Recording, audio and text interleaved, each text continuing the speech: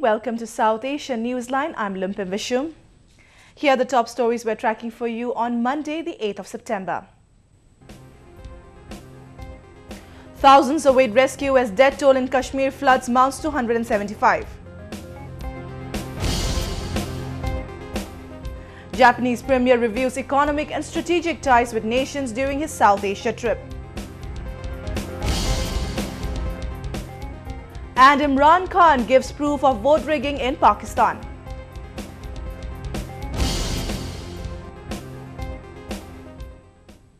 And now for all the details. Rescue work was stepped up in India's flood-ravaged northern Jammu and Kashmir on Monday. The catastrophe has already claimed around 175 lives and submerged hundreds of villages, triggering landslides. At least 23 planes and 26 choppers have been deployed by the Indian Air Force to rescue thousands of people still stranded in the worst floods the state has witnessed in the last 60 years. 5 days of incessant rains last week led to landslides damaging roads, dozens of bridges, buildings and crops across the Himalayan state. Waters from the swollen Jhelum turned capital Srinagar into a giant lake, with the river continuously overflowing its banks in areas like Rajbagh. Residents, military bases and hospitals along with major roads got submerged, hampering relief efforts. People are constantly moving to high-rise buildings and regions to escape the surging flood.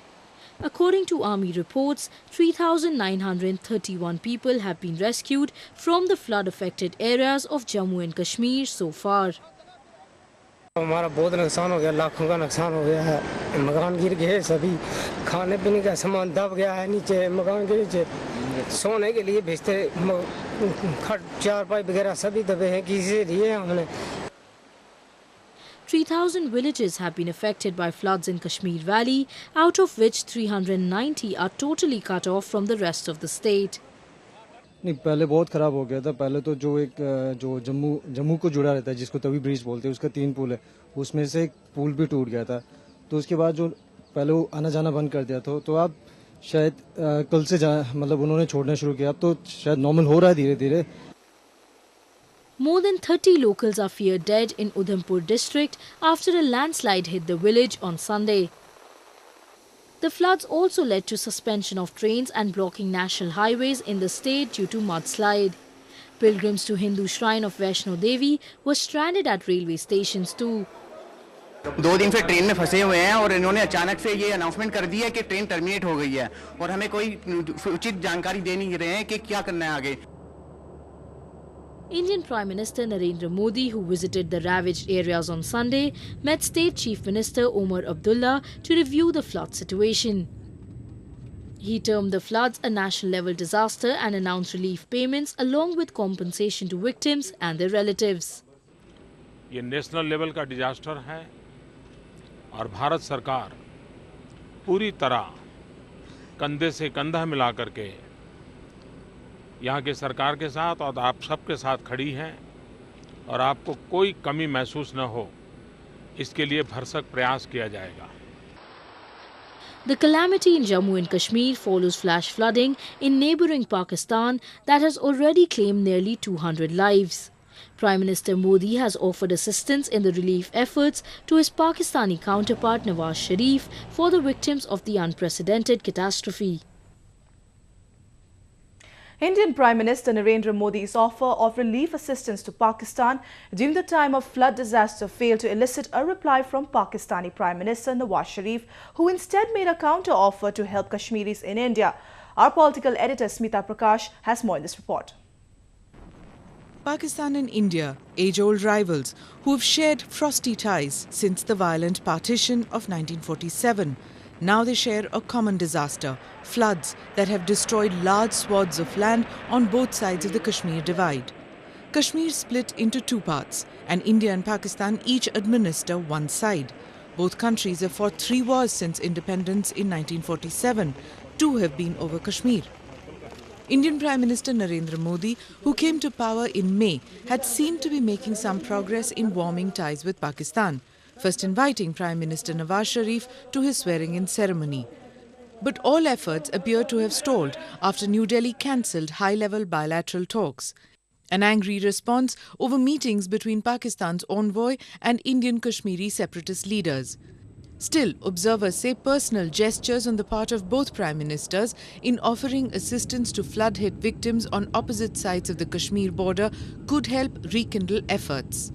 I think it's a good signal, and irrespective of the fact that whether we are having talks with Pakistan or not in the current scenario, when there are natural disasters which affect both countries, I think India should act as a responsible global citizen, and I think it is the correct thing to offer any kind of help we can to Pakistan.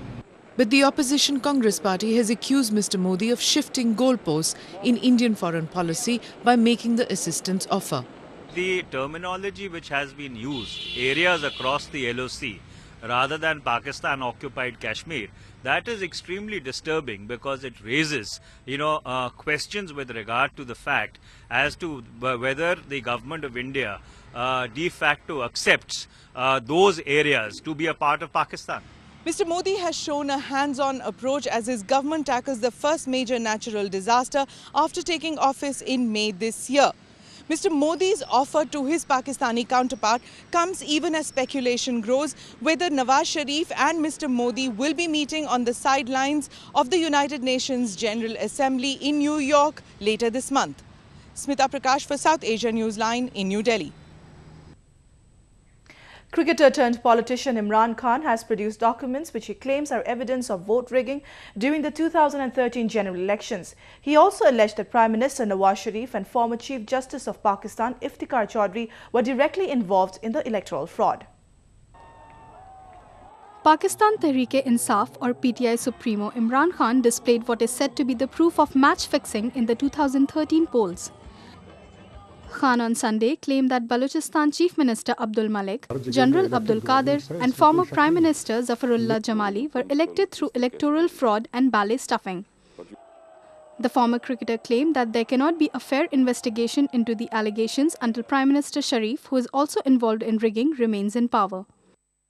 Investigation होगी, सबसे पहला जो मुजरिम निकलेगा वो नवाज शरीफ निकलेगा. उसके बाद दूसरा मुजरिम निकलेगा इफ्तिखार चौधरी, तीसरा मुजरिम निकलेगा 35 pension Najam Sethi. The PTI and the government resumed talks on Monday in an effort to end the political deadlock. Indian Supreme Court on Monday exempted one of the Italian Marines facing murder charges in India from personal appearance before police. This comes after Massimiliano Latorre suffered a brain stroke last month. The top court also saw the opinion of the federal government over Latorre's plea seeking to go back to his country for treatment. Latorre and Salvatore Gironi are accused of murdering 2 Indian fishermen after mistaking them to be pirates. The incident occurred while the duo was guarding the Italian oil tanker Enrica Lexi off the coast of Kerala in February 2012. Even though Rome claims that the shooting took place on international waters and the Marines should face trial in Italy, New Delhi has maintained that it has happened inside its territory and the accused should be tried under Indian law. Sri Lankan President Mahinda Rajapaksa thanked Japan for its cooperation amid international criticism that his country is facing over alleged war crimes against the Tamil minority in Sri Lanka. This comes as Japanese Prime Minister Shinzo Abe concluded his 2-day tour to the island nation on Monday. Japan Prime Minister Shinzo Abe visited the historic Kelaniya Buddhist temple in the outskirts of capital Colombo on Monday. Addressing a business conclave, the Japanese premier said the 2 countries have a lot in common and called for improved ties between the allies. お互い米を愛する者同士、農業分野における新たな協力が期待されます。さらには今後、日本の高効率石炭火力発電がスリランカに導入されることも見込まれています。Prime Minister Abe, who began his Sri Lankan tour on Sunday, also met President Mahinda Rajapaksa as part of strengthening bilateral ties. President Rajapaksa thanked him for supporting Lanka amid mounting international criticism.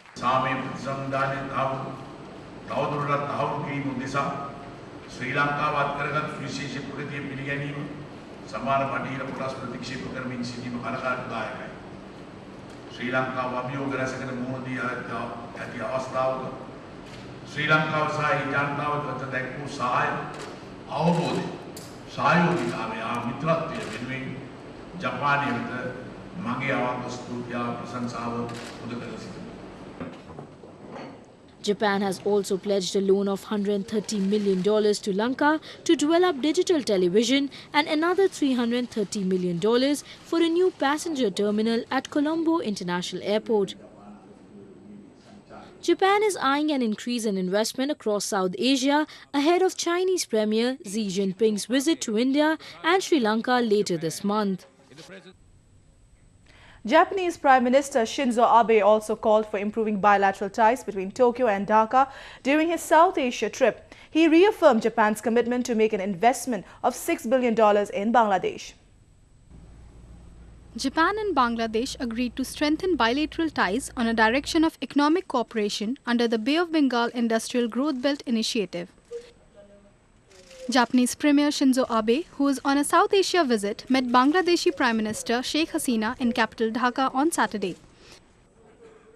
He promised a $6 billion investment in developing infrastructure, improving investment environment and fostering connectivity in Bangladesh. バングラデシュに対し、すでに供与した約12億ドルのペンシャクターを含め、おおむね4年から5年を目途に約60億ドル相当の経済協力を行うことを改めて約束いたします。 Abe, who is the first Japanese premier to visit Bangladesh in 14 years, was given a ceremonial welcome in the capital. The Japanese Prime Minister was accompanied by a high-level business delegation to work out Tokyo's plans of increasing its investments across South Asia. Japan and Bangladesh enjoy robust trade relations, with Japan being the fourth largest foreign investor in Bangladesh, which stood at $1.2 billion in the current fiscal year so far. Japan is also one of the biggest overseas markets for Bangladesh, exporting items like leather goods, ready-made garments and shrimp. American President Barack Obama has urged the two warring Afghan presidential candidates Abdullah Abdullah and Ashraf Ghani to complete a power-sharing deal as soon as possible so that the country can have a new government. According to a statement issued by Washington on Sunday, President Obama telephoned the two rivals in an effort to end the deadlock and form a consensus government. Secretary of State John Kerry had also made efforts to bring the two contenders to the negotiation table to form a national government last month. It, however, failed to make any headway as Abdullah pulled out his team from the poll process. The United Nations monitored audit of the runoff votes concluded last week, and the Election Commission is preparing to announce the final results soon. Well, that's the way it was in South Asia this evening. Before we conclude the top stories once again. Thousands await rescue as death toll in Kashmir floods mounts to 175. Japanese Premier reviews economic and strategic ties with nations during his South Asia trip. And Imran Khan gives proof of vote rigging in Pakistan.